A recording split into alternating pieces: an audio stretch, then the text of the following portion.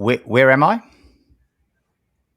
Oh, we're back. We're back. We're back. It's the absolute chaos that we love to endure, fondly known as the Circus of Safety. It's been a while, boys. Mr. Desai Link, acclaimed author, uh, disclaimer guru. How are you, my friend? I'm good. I'm glad I could make the time to attend the show today, but it has been a long time, hasn't it? It's been at least a month. We're working it out, and what a great month it's been. I mean, we felt that we were missing something in our lives. We felt that maybe there was something that wasn't quite right, and we figured it out just before we went live on air, didn't we? Money. It's money. Yeah, that's not what we were saying. Des. Sorry. We're doing this for the love of it, mate. Now, talking about the love of it, how are book sales going, my friend? Modest and steady, but I'm quite happy with it. The message is getting out there, and I'm getting some good feedback about it. So, yeah, can't complain at all. Brilliant. And also, so again, just to let listeners know, or watchers know, I should say, the QR code has been updated. Desai Link engaged a dodgy third-party IT provider, and is having a few issues with the links, but we have fixed that for him. So feel free, scan the QR code, head on over to Amazon, purchase yourself a copy of the book. You might learning something. Still haven't bloody fixed that. I love that. Maybe I should. I think I might just need to read something else. Hey, mate. Also, listen, just really quickly. How did you had some exams coming up? How did that go? You're done? Good. I'm just so glad they're in the past now. So a bit of breathing space. Ready for the next one. Nice, fantastic, Mr. Evans. How are you? All the better for spending the last 15 minutes with you guys. Wow. Well, nothing but a pleasure. Nothing but a pleasure. And what are you up to at the moment? What have you been up to?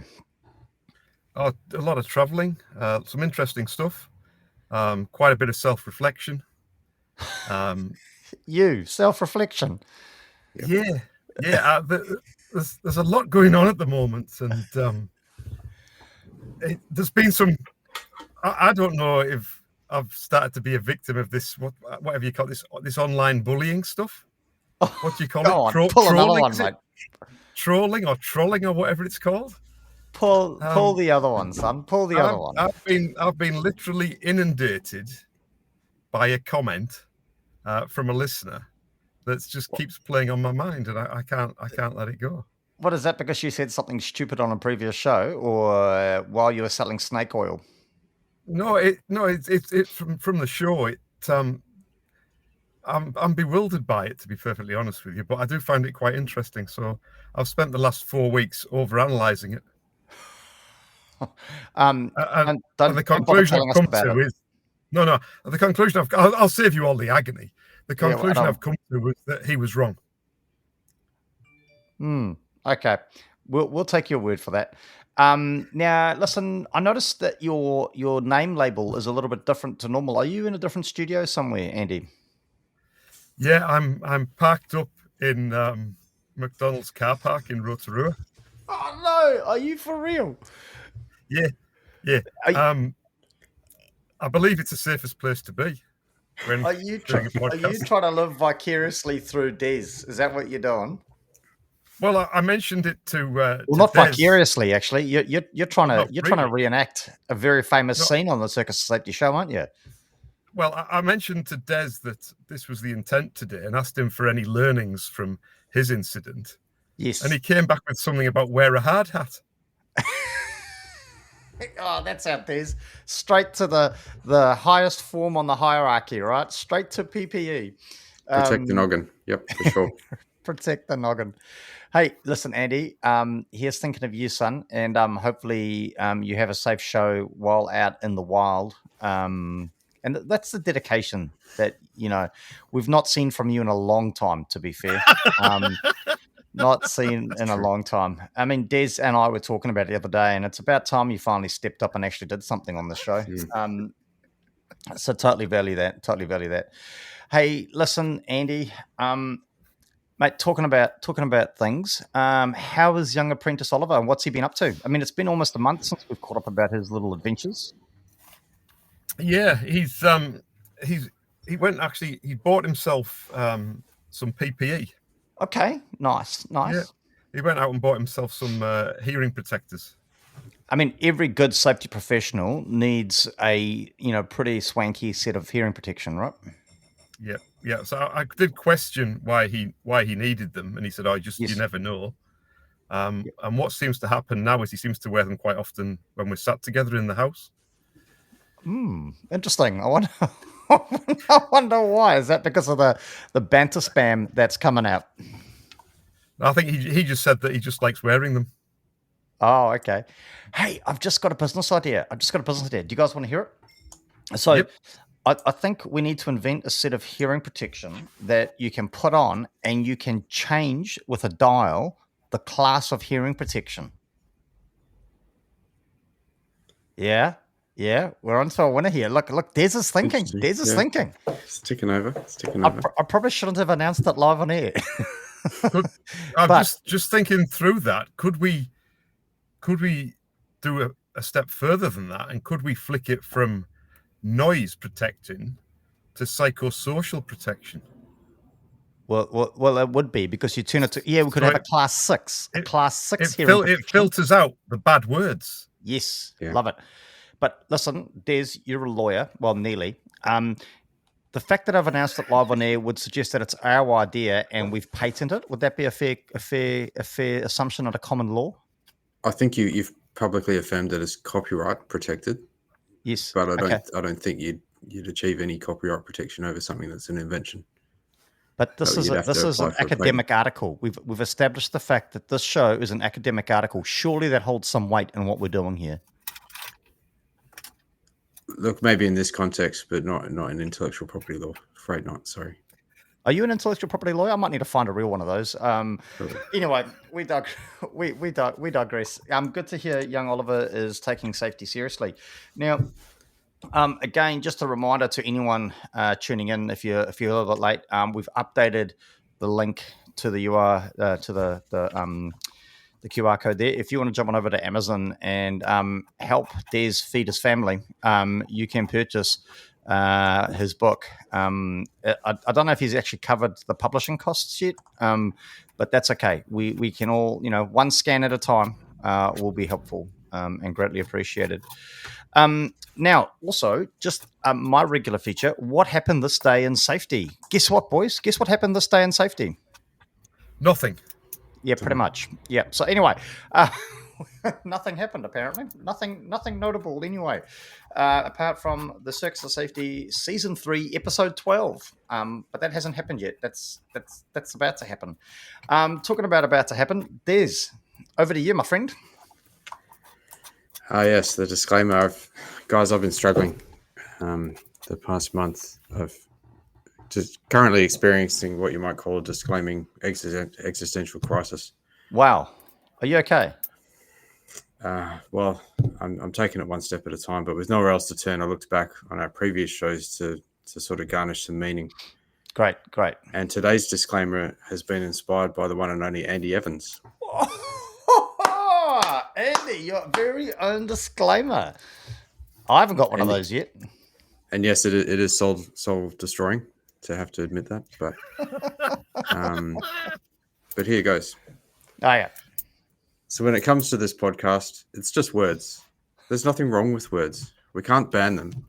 We can only gently discourage you from relying on them for advice. So this isn't legal guidance, professional counsel, or even linguistic gymnastics. It's just ill-defined safety banter, stretched across a conversational tightrope. Listen accordingly. Oh, brilliant. Beautiful. We're going to have to get that one on Andy's own t-shirt. That is absolutely amazing. Thank you, Des. Talking about t-shirts, how's the sales going, Andy? Are we making any money yet, mate? No. Okay. Okay, well, on that note, let's get on with what we do well. I mean, we'll do best. I don't know if it's well, but let's get on with it. Are we ready for the spinning wheel of death, boys? Let's do it. In the wheel. Here we go.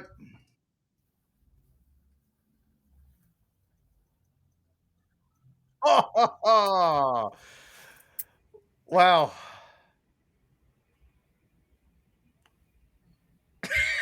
What do we do with that? Doing safety efficiently. We're done. Let's move on. Who's responsible for that? Oh my god. Okay. Wow. I think this was another one of those Andy Evans moments where he had some kind of I don't know what he has, but he had some kind of brain explosion and obviously got angry with somebody or something. So let's head on over to Andy. I mean, Andy, doing safety efficiently. I mean, what the hell were you thinking, and what's come to mind at the moment? The first thing that's come to mind is that it wasn't my idea. Second, it never is. This is true. The second thing is I mean, it'd be quite useful to define some terms up front, maybe. Oh, okay. Well, can you just let me know before I head on over to Des, and I'll just give him a few more moments to kind of compose himself and think about what it is that he wants to say. What words specifically do you think need defining, Andy? Well, safety would be good. So if we go with safety as the presence of controls, then we can reframe the question as implementing controls efficiently. That seems to be, there's more mileage in that, I think. Don't you think? Nope. I was wondering how long we could stop talking for. Well, I'll leave you in the audience to ponder that. Mr. Design Link, I mean, doing safety efficiently, one of Andy Evans's probably not greatest moments when contributing to the spinning wheel of death. Your thoughts? Well, I've kind of drilled down in my thoughts on the term efficiently, because efficiently might be a bit easier for us to define, in that it's usually phrased in terms of time, effort, and cost, and being efficient is a reduction in the one or more of those three things. And I've certainly seen safety done inefficiently in that sense, where things have cost a lot, taken a lot of time and a lot of effort for very little output or no output. Well, Des, listen, I just want to say once again, I know you don't contribute considerably in terms of vocabulary word count, but what you do contribute is precise greatness. I just want to put that out there. You've taken something that Andy's just thrown out in absolute anger, in a total tiz, and chucked it on the spinning wheel of death, and you've molded it into something that is just a topic that we can talk about. I just want to thank you for your contribution to the show, Des. Thanks, Brent. It's nice to be recognized for once. Yeah. Well, listen, us hardworking, employee type individuals, we need to stick together. You know what I mean? It seems these days every man and his dog wants to be a consultant. Gone are the days of good old fashioned hard work for the man. I just want to say that. So, Andy, what are your thoughts, mate? So Des has beautifully articulated that and maybe we do attack it from that angle, right? Are there some times and some occasions? I mean, you work across a range of clients, across beautiful Aotearoa here. That's New Zealand for those international listeners dialing in. The context would be the same, right? I'm sure you've seen working across a broad range of clients and a broad range of industries across this beautiful country of ours, safety being done inefficiently. I would say that it's probably the default position that I come across. Yeah. Is that is being done incredibly inefficiently. And there's a number of reasons for that. But going back to Des's point, which is his phenomenal contribution to the show. It was, but it sort of aligns with Eric Holnagel's work on the Eto principle, so the efficiency-thoroughness trade-off, in which he postulates that efficiency comes at the cost of thoroughness, and there's a relationship between those two things. And what he basically says is throughout your whole working life, you are constantly rewarded for being efficient. Yeah, that you constantly push to be more and more efficient. Yet when you have an accident, you get blamed for not being thorough enough. And I think that's actually a really interesting approach and a really interesting consideration, the thing is you've got to accept that there is a relationship between efficiency and thoroughness. And I think in many cases there is, but I don't think it's universal. But I think that's quite an interesting sort of next step from where Des was going.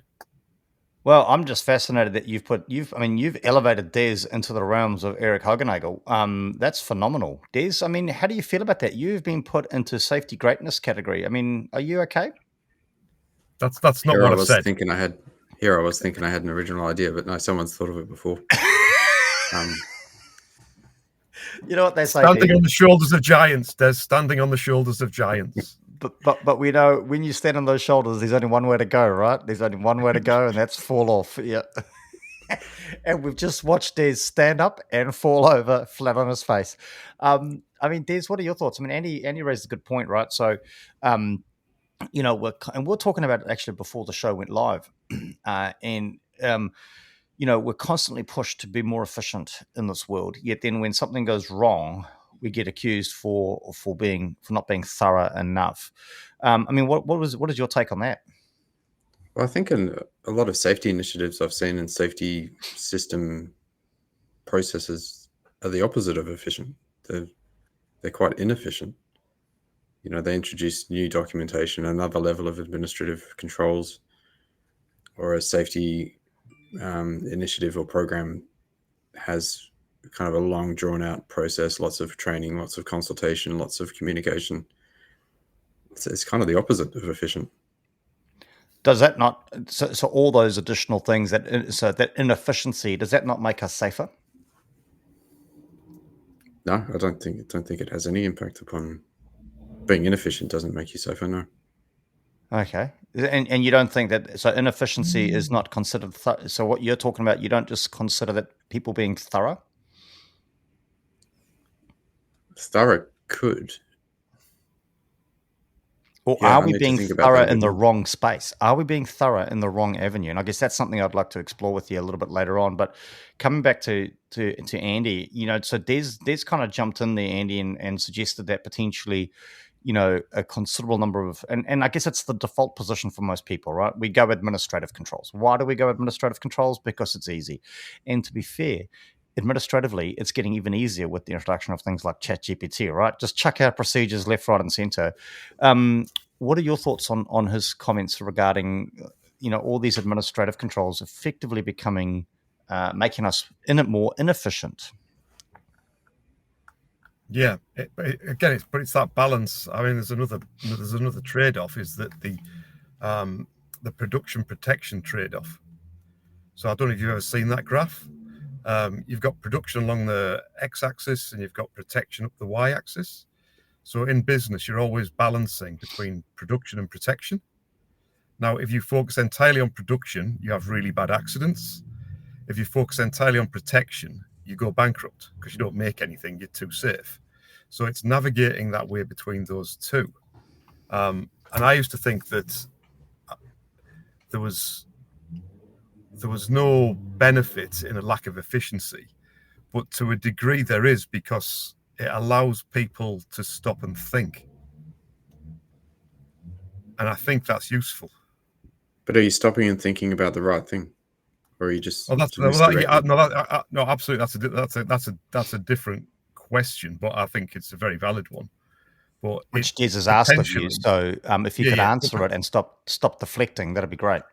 I don't know the straight up answer to that, Des, but that's certainly an interesting idea. I think perhaps most of the time that they're not necessarily focused on the right thing, but the first step is to give them time to think. Then the second step would be to get them to focus on the right thing. I think. You think? I think. Did you just say that? I think. What do you do when you turn up to a client? Do you sit there and go, "Pay me a whole lot of money, Mr. Client, because I think something is the right thing to do, but I'm not quite sure. But I think this is the problem with consultants, Des. This is it's not. It's flopping all over the place. Not the problem. The thinking is massively underrated, and I think what I come across often with consultants is that they're going with the solution without actually understanding what the problem is. And that actually links to this, this actually links to this, which is really cool. So because people go in with a preconceived idea, it isn't the right fit for the organization. You're not solving the right problem, and therefore, as a result, it becomes inefficient. Okay. Another question for you, Andy. Have you ever fallen off of a fence? No, because I attach myself very securely to it. Yeah, and because clearly you can tell because you seem to keep sitting on it. If you fell off a fence, you'd understand it hurt. So that's why it's always good to pick one side of the fence or the other. Stop trying to balance on a fence. But that's okay. We'll come back to you. There's any kind of further responses to Andy's kind of like smokes and mirrors answer to your question? Well, I can think of an example of something being inefficient and something being efficient. And That'd be good. Something so tangible. in an organization I used to work for, they had a series of, I think, about 50 different types of inspections you could do. One for work at heights, another one for dropped objects, another one for crane lifts, another one for confined space, and so on and so forth. And some never got done. Some got done every single week. And it was just quite an inefficient way of getting across all of those different risk areas because you had to navigate through 60 different forms. The alternative that I've seen is having a single form. So there's only one thing to remember to do, is to do that form. And within that form is all of the information that you need to complete inspections across that range of risks. Now, the substantive content is the same. It's just the way it's presented and managed is different. And I think there's an efficiency there. And I think that having it in a single document resulted in sort of more coverage and more thoroughness, potentially. No, fair thoughts and a great tangible example. Andy, before we carry on, Bridge Marsh has jumped in. Welcome to the show, Bridge. Thanks again for Bridget, for helping us out. How much do you think the use of AI could help us be more efficient in H&S, or does it contribute to being less thorough? Andy, I'd love to get your take on that. That's a brilliant statement, right? Your thoughts? Yeah, I agree. Yep, absolutely. It's difficult. It's difficult when you're on the fence to take one side over the other. Loosen up your PPE, mate. Loosen it up. I think it has potential to do both. Yes, I genuinely do. I think again, it's going back to what do we mean by what does efficient health and safety look like? I guess that's really the key question here. Yes, are we talking about efficient processes, or are we talking about effective outcomes? Because we could have really streamlined safety initiatives, but if they don't save anybody's lives, then they're not. Do you know what I mean? We're in that tangled web. But that assumes that the non-streamlined ones do save lives, and typically they don't either. So absolutely. So then you get to the point where it's just what's the point? Let's just all move into environmental stuff. No, that's just focus on what's board.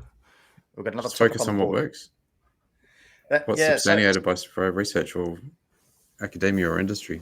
Just concentrate on those things. So I guess there's a question. You actually, I'm gonna flop over onto Andy's side of the fence here. I tend to agree, but what I want to kind of touch on with Bridget and her statement is maybe not necessarily focusing on AI, but also kind of linking back to the example that you gave, Des. Do you think we are becoming more efficient, not specifically because of AI, but more specifically around the use of technology? So in the past, I guess checklists and forms weren't really that smart, right? They were quite rudimentary. They were literally this long checklist. Now you can do all sorts of things like cascading questions and is this on your site? So rather than have this intimidating 200-page checklist, it actually could be one page, and then depending on what's actually going on, you can click some buttons, and then it expands those questions. Do you think the use of technology in general is probably assisting us with that efficiency? Was that directed to Andy or me? No, Des. Sorry, Des. Des. That's you, Des. I'll come back to Andy in a minute. Can potentially, but sometimes people confuse just having something on a software program being synonymous with being efficient, and sometimes the amount of data entry is the same, the amount of stuffing around is the same, and you haven't, unless you're getting extra features, which is things like cascading questions or media upload for evidence verification. Those things create efficiencies, but you can't ever get away from actually having to have a human being look at the thing and verify it. Well, that's so that's going to be that's going to be an interesting thing. I was going to make a note here. I can't multitask today for some reason. Andy, your thoughts? I mean, again, you must see a wide range of people still old school Excel spreadsheets, Word docs, all the way through to the latest gadgetry. What are your thoughts? Is technology, not just AI? I mean, we'll put AI in that bucket. Is technology, full stop, helping us be more efficient in safety? I'm not sure. Where my mind went to when Des was talking was actually the hierarchy of control. The hierarchy of controls links to this, because if we think about that, safety is actually about controls. Yep. The most effective controls are higher up the hierarchy. Yeah. So the most efficient way to manage safety risk, is to work at the top of the hierarchy of controls. As you move down, they become less and less efficient. So like a guard is really efficient because once it's in place, you don't have to really worry about it. Procedures, SOPs, training, signage, all that's much more high maintenance stuff. That fits further down. And PPE is really high maintenance and really inefficient, right? So is that really what we're talking about here? Is that to do safety really efficiently, you've got to be working at the top end of the hierarchy of controls, because by default, as you move down, there's going to be more effort required, which becomes less efficient. It's not often that I say this, Andy. It is not often at all. But I think you're actually onto something. I actually think you might be onto something. That is quite profound. I mean, Des, what are your thoughts? The higher up the hierarchy we operate, the more efficient we are. I think he's right until you get to PPE, because PPE is probably one of the easiest and most effective things, not of controlling the hazard, but of controlling the exposure to it. But otherwise, I agree with what he said. But I'll take that. Honestly, I'll take that. No, don't take that. No, honestly. No. I like this. No, I'm going to challenge that theory. So going back to Andy's concept of the lower down the hierarchy you come, the less efficient because it takes more energy and effort. How many times do you have to walk around telling morons to put their PPE on? And that's not efficient, is it? Because it's so far down, I'm going to disagree with Des on this. I think Andy was right in his initial statement, Des. I think the management of making sure that people are wearing PPE would prove you incorrect, actually. But that assumes that I spend any time walking around telling people to put their PPE on, which I don't. That's not how I manage safety. That's not how I recommend anyone you send your minions out to do that. So you sit in an office, mate, these days, kind of directing from a chair, flying, winging in and out of Queenstown, doing what you do. Hey, but I want to jump into this. Great comment. Again, I'm not sure what's going on here with LinkedIn user. I don't know if you guys can see who that's from. But do you think that H&S is becoming more efficient as we incorporate it more into standard working processes, as well as more awareness? So more conversations are had on a daily basis. Well, I'm gonna put my neck out because I've been a little bit kind of jumping fences here, and eventually I'm going to trip. But I'm going to say yeah, because I guess if you're merging safety with other aspects, right, it's taking less time. It's taking you're incorporating it into day-to-day stuff. So I'm going to tend to agree with LinkedIn user on that statement. I mean, Des, your thoughts? Yep, I agree wholeheartedly with that. I don't know if it's the best analogy that I can make, but you've seen those diagrams or photos where there's a footpath at a right angle, but then everyone's cut diagonally across the yard or something and created their own new path. Yep. To me, the most efficient way to deal with that is just to build a path on that diagonal. Yes. And that's how I apply safety related things into operational processes, is piggyback off something that's already exists. Yep. And then it becomes so much more efficient to have that happen rather than have a standalone process that people have got to stop what they're doing, go over here, do this new thing, and then go back to what they were doing. Yep, couldn't agree more, Des. And I think you and I are on the same page with trying to incorporate that. And that's where I'm often found to be said at many a bar, let's abolish safety, because I think what it does is it creates that right angle, right? Or it puts these things on pedestals, and we're reaching up trying to get all these different things on pedestals, and it creates that inefficiency. Andy, your thoughts on Des's analogy of cutting the corner and just incorporating and piggybacking off other things? Yeah, I agree to a point. I guess the thing that's missing from that analogy would be asking the question initially, why was the path built in that way in the first place? And it may be to avoid the minefield on the left. Which is good, because I think he said the corner went round to the right. So I think we're okay with the minefield. The right then. But that, I think that's the important is if you're going to change things and you're going to listen to the workers, always got a valid voice, absolutely. But they're only seeing it from one perspective. And if you start to think, oh, the workers want this, let's give them what they want, then that's all right. But you've got to go back and say, well, was there any reason why we didn't do that in the first place? And there might not be, but there might be. And that's sort of those latent conditions have historically produced all sorts of, or been contributed to all sorts of serious incidents over the years. So I absolutely agree with what he's saying, but just saying, oh, everyone's doing it, so let's do it, is not a great way to be. It's listen to the people, but then understand the context. Andy, to address your psychosocial risks and concerns, it's not about attacking Des, okay? That's not going to resolve or fix. I feel better. I don't think Des was ruling out the need and the agreed requirement around collaboration and consultation and engagement. I was just trying to protect Des from a listener who says I took Des's advice and took a shortcut and entered a minefield. I think I've just reinforced the disclaimer, and as it was my disclaimer, I feel as I've every right to do that today. Well, more fool them for taking Des's advice or anything he says on the show seriously, apart from the disclaimer. And maybe it's Darwin's theory. If they're gonna just cut across a minefield, well, what am I supposed to do with that? I can't help that. Bridget's back on the keyboard and raises a valid point, right? And this is like very similar to another topic that we hopefully going to land on the wheel soon. But there's some really cool new toys created by new technology, but there's also a danger of creating new and shiny things just because technology allows us to, and they may not actually be helping that much. So that's that whole thing. By jumping into this new thing, trying to be more efficient, can we get carried away? And I think that's what you were trying to say earlier, Des, right? It's about really important to understand what it is that you're actually trying to achieve, right? What are you trying to achieve? And then making sure that whatever you're doing to achieve that is the most efficient, not just doing things for the sake of doing things.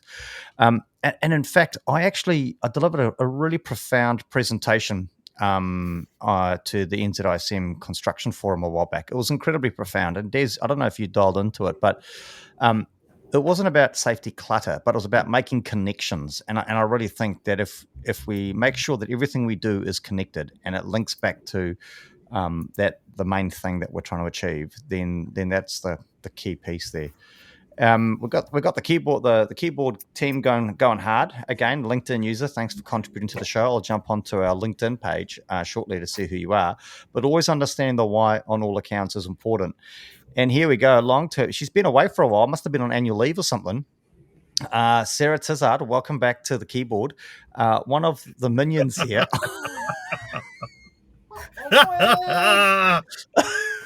Awkward. Des, you might have an HR complaint. Incoming PG.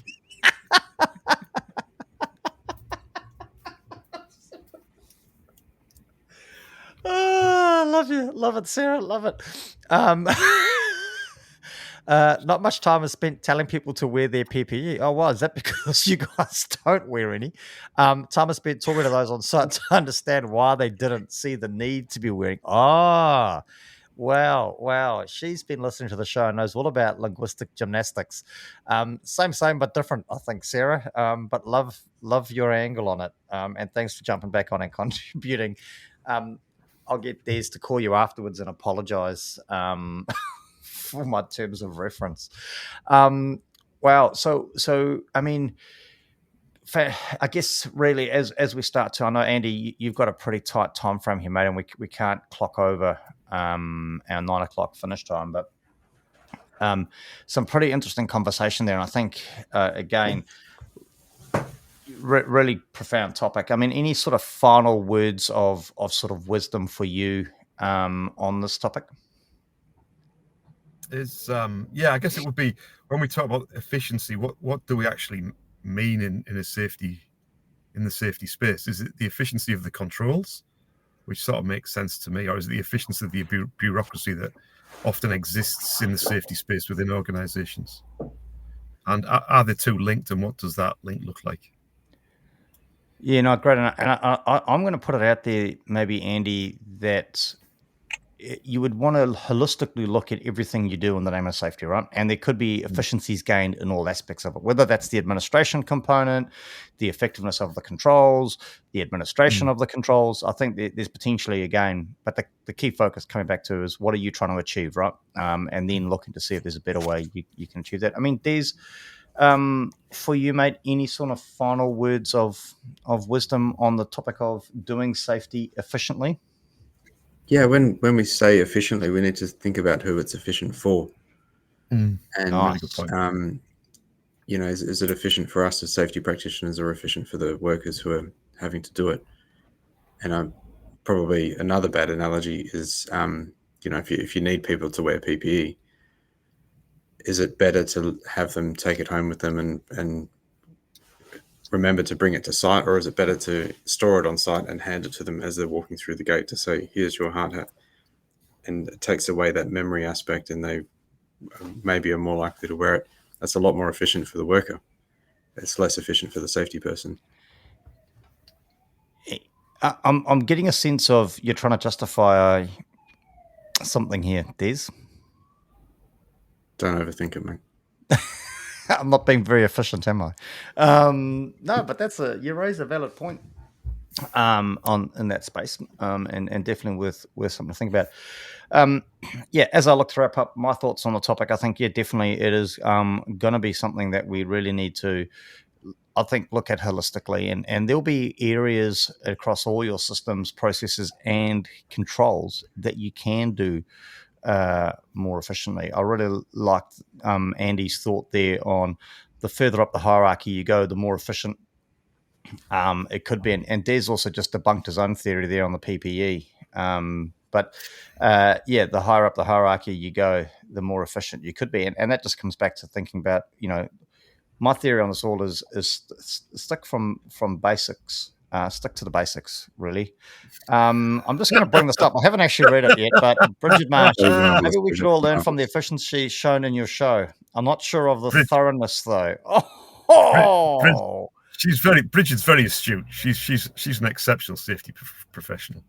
Very astute. Mate, don't suck up just because she's throwing out the insults. I tell you.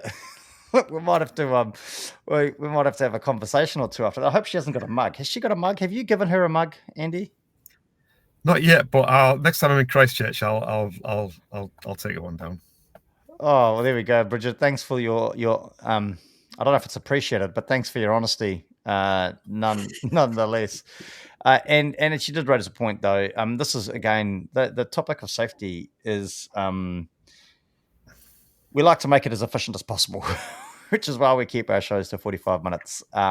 But in a number of cases, and we've been having this discussion a number of times, do we repeat some of the topics to actually get more in depth and more thorough in some of the conversations that we've been having?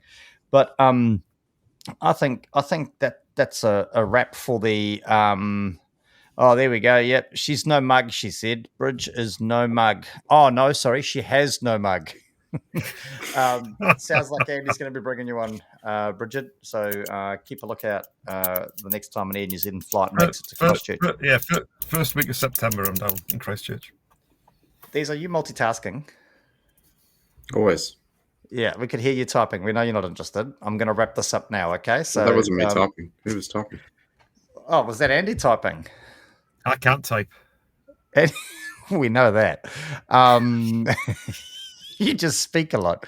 Okay, so there we go, boys. That's a wrap. Listen, firstly, thank you to those of you tuning in. The banter in the chat has been great, profound, and very thoughtful. So thank you for that. Now, talking about people that follow us, while we don't do it for that, it's always great to recognize our latest follower. I tell you what, we're getting a very diverse range. I'm really struggling with some of these names. So if I butcher this, I just want to apologize in advance to this. Luzia Gordano, a content specialist, content marketing, content strategist, B2B content marketing, B2B SaaS, multilingual. Clearly, I'm not. And that is, she currently works, and Luzia here currently works as a content specialist at our friends at Eco Portal. So welcome to the family. Hope you tuned in today. And again, humblest of apologies if I have your name wrong. Look forward to meeting you in person sometime soon. I know Eco Portal doing a lot of those, doing a lot of webinars. Des, talking about webinars, what have you got? Anything exciting coming up, mate, in the next 2 weeks? I've got a few in the pipeline, but nothing confirmed yet. So I'll update the show with some dates.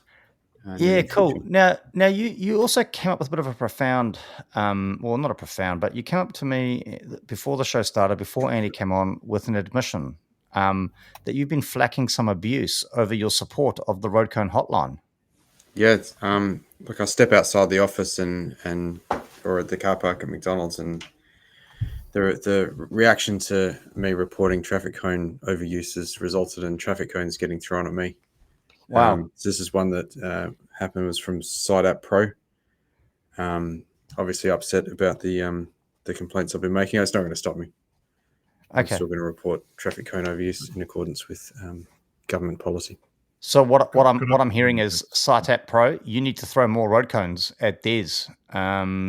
Get out there, and somebody could potentially use that. They're a software provider, aren't they? They could be used to enter an incident report following the throwing of road cones from Site App Pro. Would that be a fair assessment? It could be a more efficient way to manage road cone related incidents. That's a fair point. Yeah. Nice. Well, mate, listen, good luck. And again, just a reminder, we have updated the QR code here for Des's book. He needs to feed his family. And also, we heard today, apparently it's been approved. Not sure who approved it, Andy. Well done. You and I need to communicate more frequently or more efficiently. Des is heading off to a retreat, I believe, coming up soon. I did mention that I was spiritually exhausted, an existential crisis, and I'm seeing a disclaiming guru in Eastern Europe to help me guide me through some sort of just making sense, bringing meaning to my disclaiming journey. Great. Well, people, you better buy this book because we aren't paying for a cent of that nonsense. Andy, what are you up to over the next couple of weeks, mate? Some interesting stuff coming up. Really interesting stuff. Can't really talk about it now, but you never can. Tidying up a lot of projects, and then we're probably early September. We're launching a few new things, which is pretty exciting. Fantastic. I'm looking forward to being back in Aotearoa after a whirlwind and fantastic trip over to Melbourne and Tasmania to see some of my colleagues and do some work over there. And you wouldn't believe it, Andy, in the psychosocial space, mate. So I'm becoming a bit of an expert. I could maybe do some work with you in there. Happy days. We'll make a time for a beer and have a chat about it sometime soon, mate. Yeah, that'd be lovely. Hey, boys, let's not make it a month till we catch up again. Let's definitely do it again sooner. And in fact, we will be in 2 weeks' time. So till then, take care. Thank you. See you then. Hey guys.